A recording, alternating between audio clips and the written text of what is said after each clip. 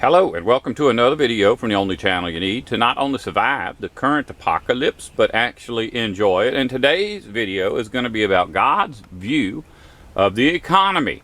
If you've been watching my videos for a while, then you already know about the meaning of the all-seeing eye. But if you don't, I have an entire series just about that subject. In short, there is a symbol on the back of the U.S. $1 bill which represents a civilization under which we all live. This symbol was not created by the U.S. government, but was in fact the symbol of every civilization which, according to the Bible, has been or is currently being ruled directly by Satan. The first time that this symbol showed up was in the ancient empire of Egypt. Prior to the flood of Noah's day, the symbol was a little different and was called the Eye of Ra. Ra, in the ancient Hebrew language, means evil. In fact, whenever you're reading from the Old Testament and you see the words evil, wicked, or bad, usually if you look those words up in a concordance, you will see that the Hebrew word that appeared in the original text was Ra. This is no coincidence. The symbol represents the Trinitarian system that we know as civilization, and in fact, each of its three cornerstones represents one of the three systems required in order to sustain civilization. Those systems are the governmental system, the economic system, and the religious system. Ancient all-seeing eyes have been found inexplicably carved into stone all around this planet, not just in the area surrounding Egypt. The existence of this international symbol of world domination all around the globe cannot be denied. In our day, Satan, along with his human minions, are still actively involved in pursuing that same goal of world domination, utilizing all of the resources of his current empire, and the symbol of that empire's civilization is still the all-seeing eye.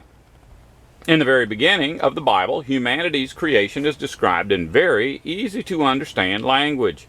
We are told that human beings were given life and given instinctive laws to govern their activities.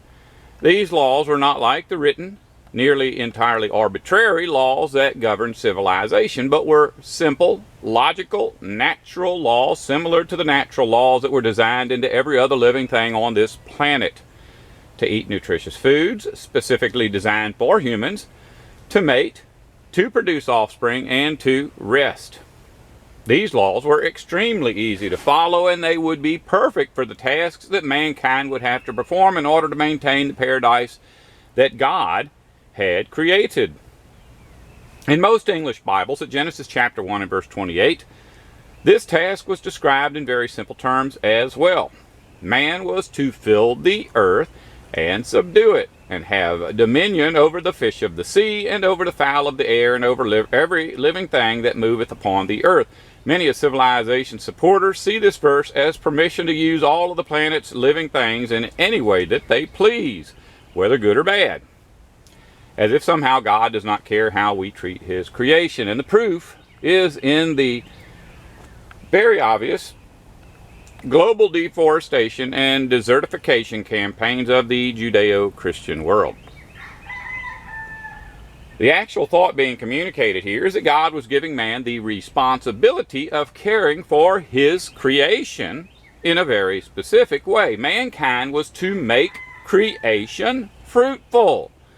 The word that we translate as fruitful doesn't just mean to give birth to offspring, but to make the things under your care fruitful as well.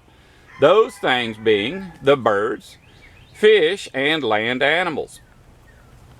Later at Genesis chapter 2 and verse 15, the Bible reiterates this task and describes it this way. God took the man and put him into the Garden of Eden to dress it and to keep it. The Hebrew words that are translated as dress and keep in this verse are actually abad and shamar, which mean become part of and observe. The word abad is closely related to the words ebed and abad, which some Bibles translate as slave or servant. What these words actually mean are male tribal member and tribal member. Since our current human social order no longer recognizes the rights of the tribe, a more accurate rendering of these words into modern English would be extended family. The other word that is translated as keep it, shamar, is actually the same word that is used throughout the Bible to describe the position of a guard or a watchman or an observer. So in reality, those that strip the planet of its resources are actually doing exactly the opposite of what the scriptures are commanding man to do. Man was put in the Garden of Eden, which the Bible describes as a permaculture food forest, in order to become part of God's extended family and watch over the forest, making sure that nothing bad happened to any of the living things in the forest so that they might be fruitful.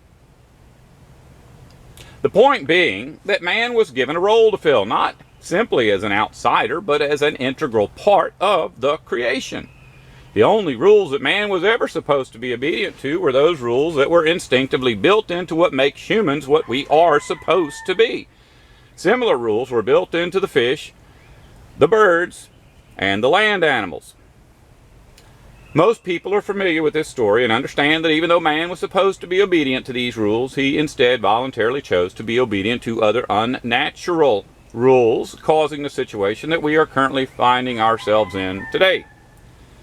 The story happened so long ago and in a setting so alien to our current world's hierarchical society that most simply dismiss this story as if it were fiction. I promise you that the story of Adam and Eve is an actual account of something that actually happened. Our original parents did not set out to destroy paradise, but instead made the decision to do what they did in order to improve paradise.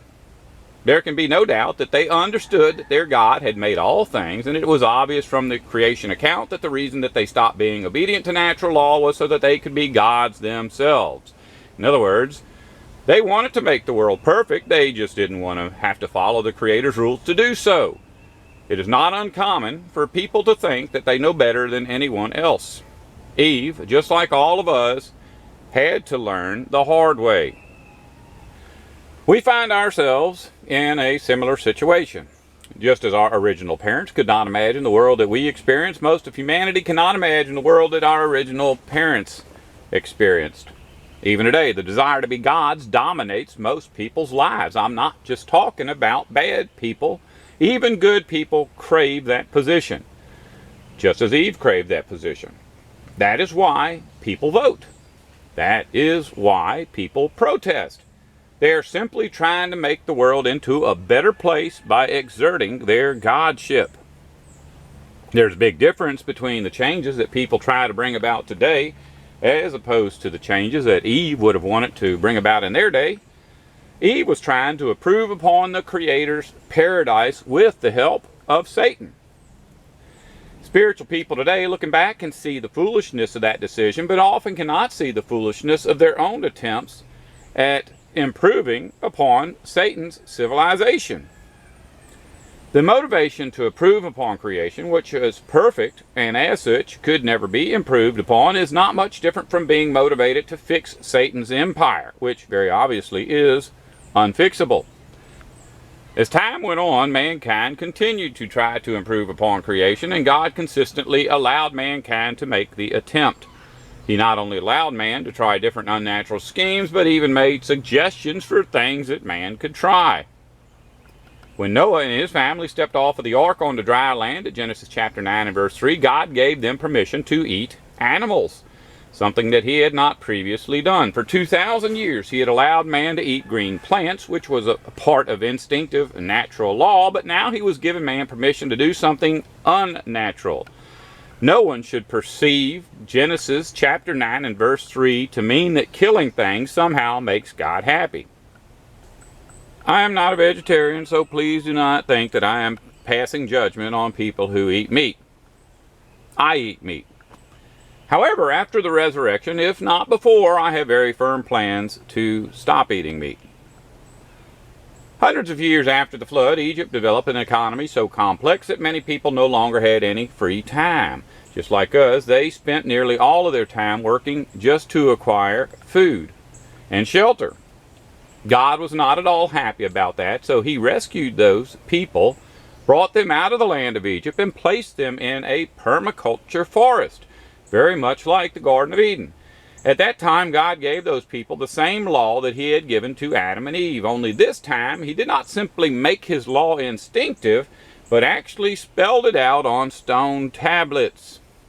That law is what is known in popular culture as the Ten Commandments. On the surface, the laws that God gave to Israel may seem very similar to other written laws, but in its original language, what God gave to man was simply natural law. If everyone was to live by the Ten Commandments as they appeared in the original language books, the earth would be a paradise right now. But along with those natural laws, he also gave the nation of Israel hundreds of unnatural laws, which scriptures such as Ezekiel chapter 20, verses 18 through 26, say a man could not live by. Many mistakenly believe that man could not live by those unnatural laws because man is sinful, when in fact the very opposite is true. Man could not live by those laws because they worked against man's natural instincts, which God put into man, and as such could not have been sinful. A sin is anything that a person does that goes against the natural desires instilled to humanity by God at creation. Killing animals and burning them would not have been a pleasant experience for any man required to take part in such a thing. Of course, as we all know, the nation did not adhere to God's law.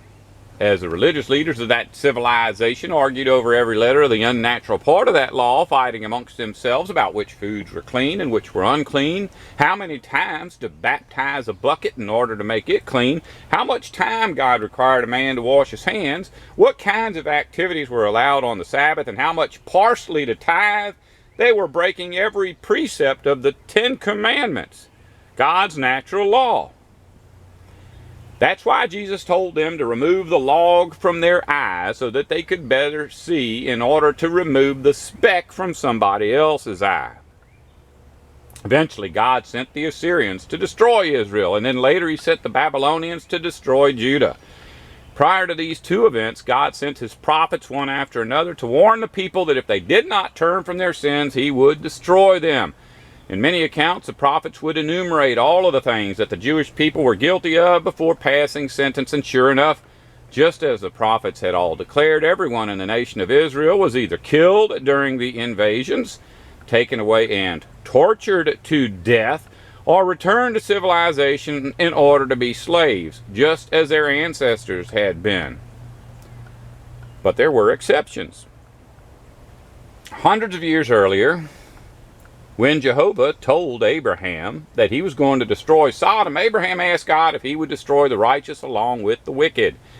God told him that he would not, and proved it by rescuing Lot and offering to rescue his extended family as well.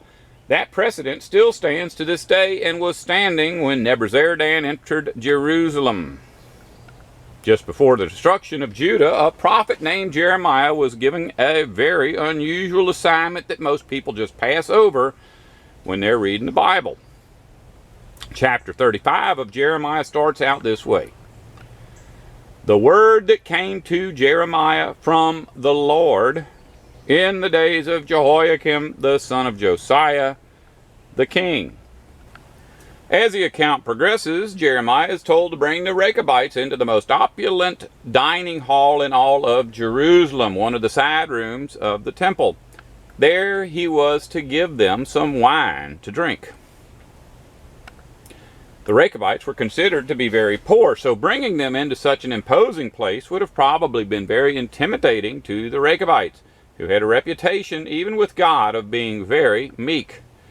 In such surroundings, it's very likely that most people would do anything that they were told, especially if the person telling them what to do was Jeremiah the prophet. And Jeremiah was not telling them to do anything that went against the law. He was only asking them to drink a little wine with him. But when asked to drink some wine, their response, as recorded at Jeremiah chapter 35 and verses 6 through 11, was very shocking. "We will drink no wine, for Jonadab, the son of Rechab, our father, commanded us, you shall not drink wine, either you nor your sons forever. You shall not build a house. You shall not sow seed. You shall not plant or have a vineyard. But you shall live in tents all your days, that you may live many days in the land where you travel. We have obeyed the voice of Jonadab, the son of Rechab, our father, in all that he commanded us, to drink no wine all our days, ourselves, our wives, our sons, or our daughters, and not to build houses to dwell in. We have no vineyard or field or seed, but we have lived in tents, and have obeyed and done all that Jonadab, our father, commanded us. The Bible then explains that upon hearing the words of the Rechabites, Jeremiah received the word of God one more time, condemning Judah to destruction. But at verse 18, God has a different verdict for the Rechabites.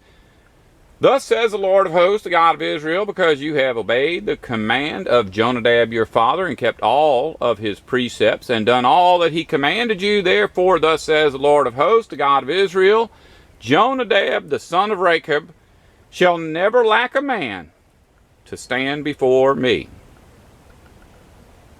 Just so that you understand what's actually going on here, the nation of Israel wasn't being condemned for drinking wine. They were being condemned for being consumers.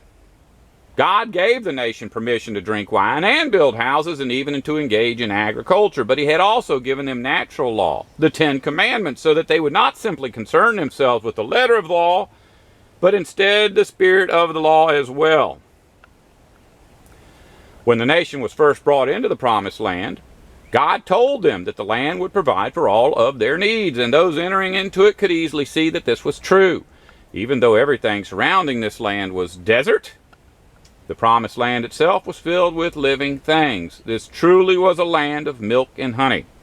Not because God wanted his people to eat milk and honey. This title is just God's way of telling us that the land was filled with life.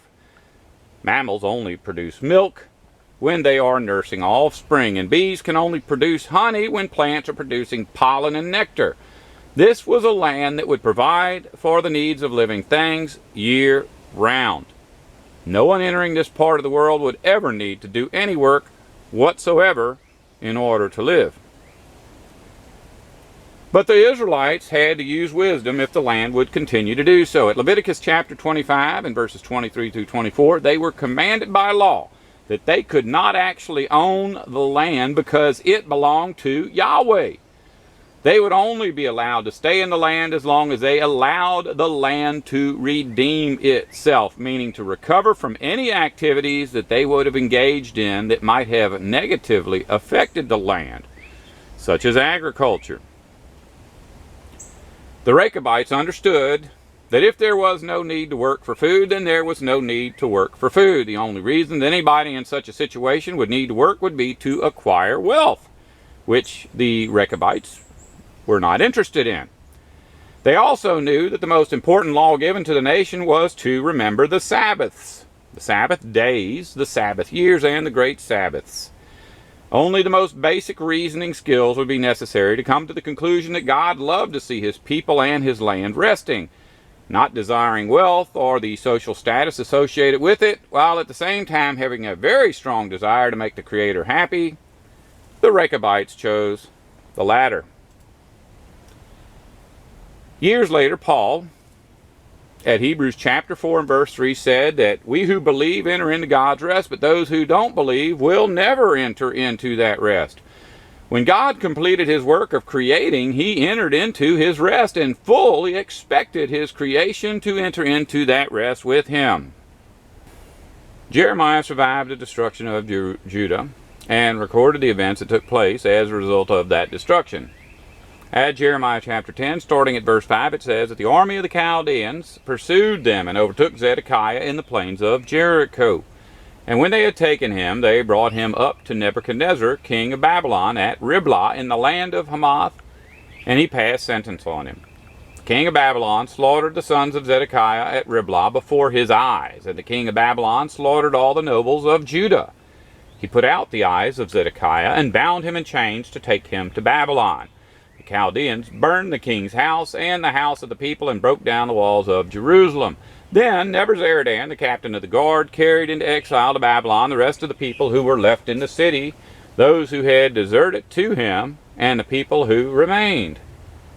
Nebuzaradan, the captain of the guard, left in the land of Judah some of the poor people who owned nothing, and gave them vineyards and fields at the same time. Those who ruled over Jerusalem's economic system were all put to death, with the exception of the king himself, who was forced to watch his children being executed just before having his eyes bored out. There is no doubt that the Rechabites, along with many other nomadic foragers, had a sudden and profound improvement in their living conditions. Without that nation of consumers to destroy Jehovah's forest, there can be no doubt that the land would have finally had a chance to recover from the previously unending destruction being done by Judah's economic system. Scriptures about God's hatred of consumerism are found throughout the Bible. In fact, the theme of the Bible is the war between civilization and creation. Once you come to understand this basic Bible truth, the entire book will make much more sense to you. Those short-haired, clean-shaven, suit-wearing, SUV-driving ministers of civilization's religions are leading humanity off to its destruction. Just like the Pharisees that preceded them, they are busying themselves with the task of loading down their flocks with burdens of guilt based on some unnatural church doctrine, while at the same time engaging in conflict among themselves over every letter of the law that those doctrines are based on, while at the same time paying absolutely no attention whatsoever to God's natural law. Nahum chapter 3 and verse 16 says, "You have increased the number of your merchants till they are more numerous than the stars of the sky. But like locusts, they strip the land and then they fly away." Most of the scriptures about locusts in the Bible are about the economy. Many of those scriptures are closely associated with prophecies of destruction against civilization's religious belief systems, in particular the Judeo-Christian religions. Even the scriptures that are about literal locusts are usually a reference to consumerism. In fact, they are probably all in reference to consumerism in one way or another. Ezekiel at chapter 34 and 18 says that the people were told, "Is it not enough for you to feed on the good pasture that you must tread down with your feet the rest of the pasture? And to drink of clear water that you must muddy the rest of the water with your feet?" Just like most people today, those living in Ezekiel's day were obsessed with following rules, but had no respect whatsoever for creation. At Matthew chapter 23 and verse 24, Jesus told the religionists of his day that they were straining out gnats, but gulping down camels. Under Jewish law, both gnats and camels would have qualified as illegal food. But obviously, God would not have concerned himself with keeping account of who was accidentally swallowing gnats. In the natural world, as it was created, our instincts would have been all that we would have needed to maintain the paradise conditions in the original creation. But in this world that we live in now, our instincts can actually work against creation. Mankind obviously has an instinctive desire to be loved and respected. For years, I kept the lawn and cut my hair so as to not risk losing the love and respect of my fellow man. But to those who actively pursue a higher position in civilization's hierarchy, I stood out like a sore thumb.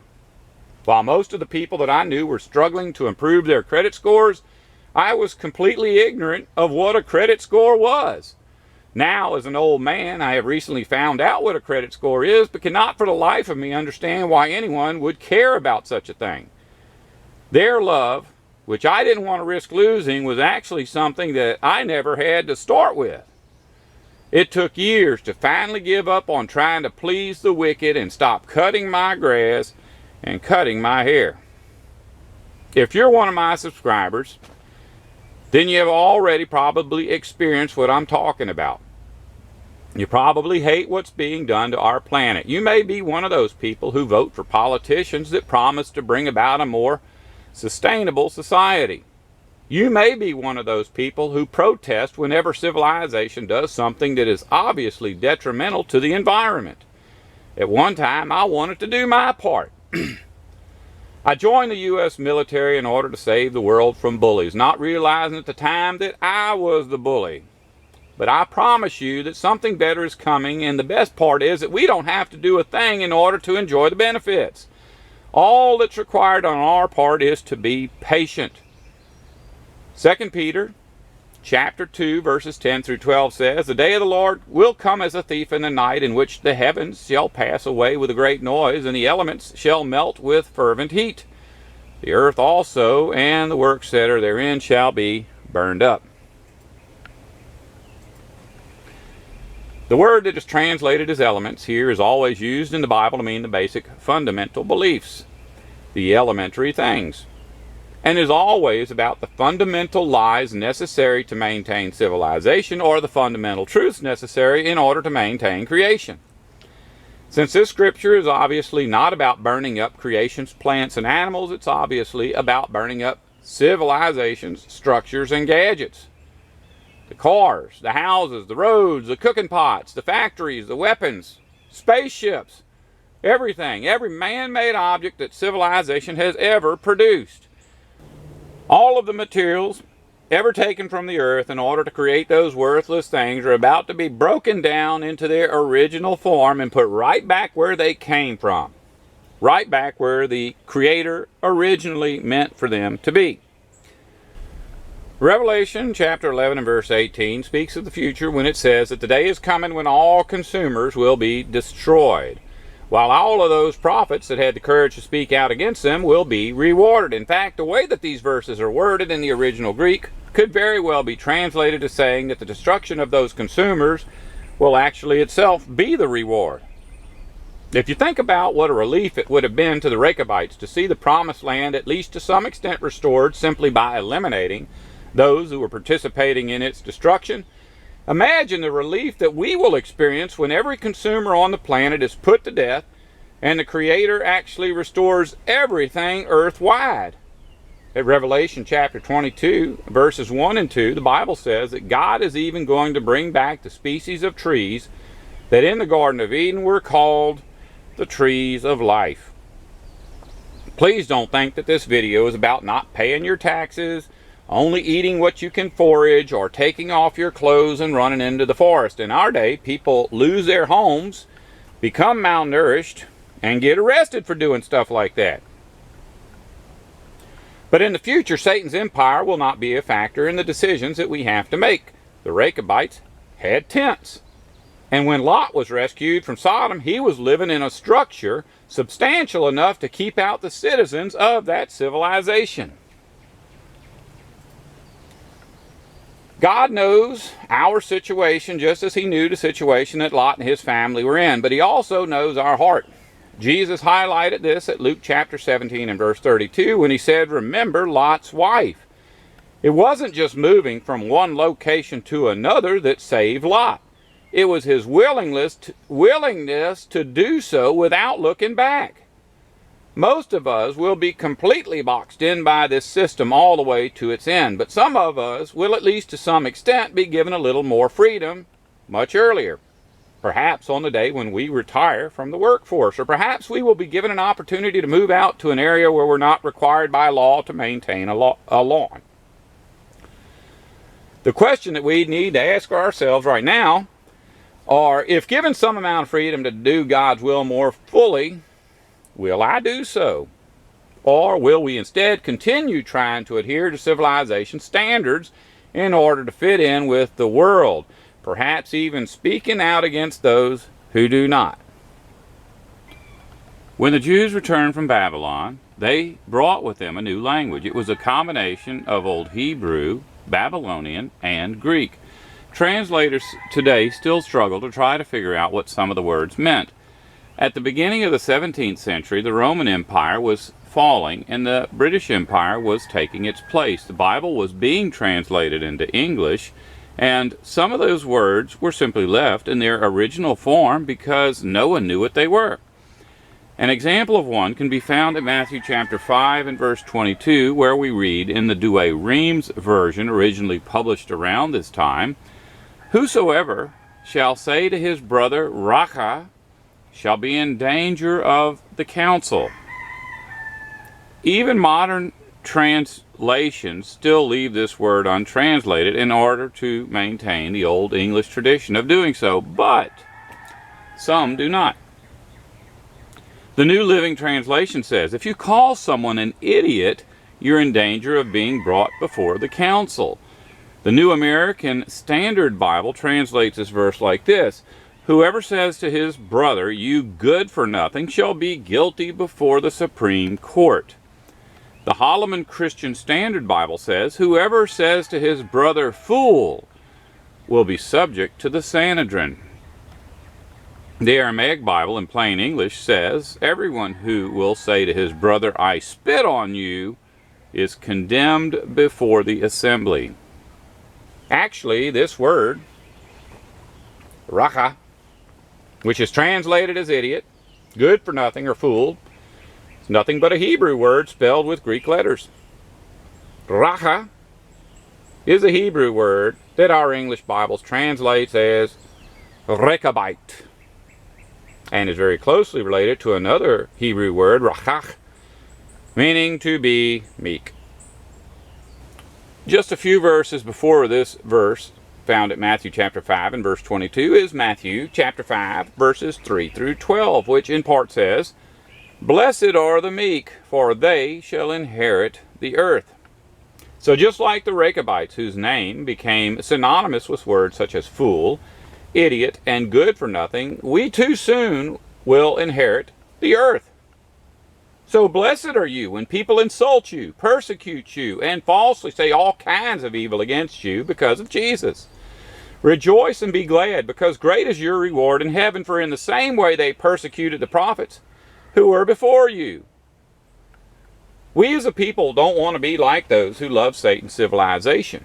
In particular, we don't want to have anything more to do with civilization's competitive, destructive economic system than we have to.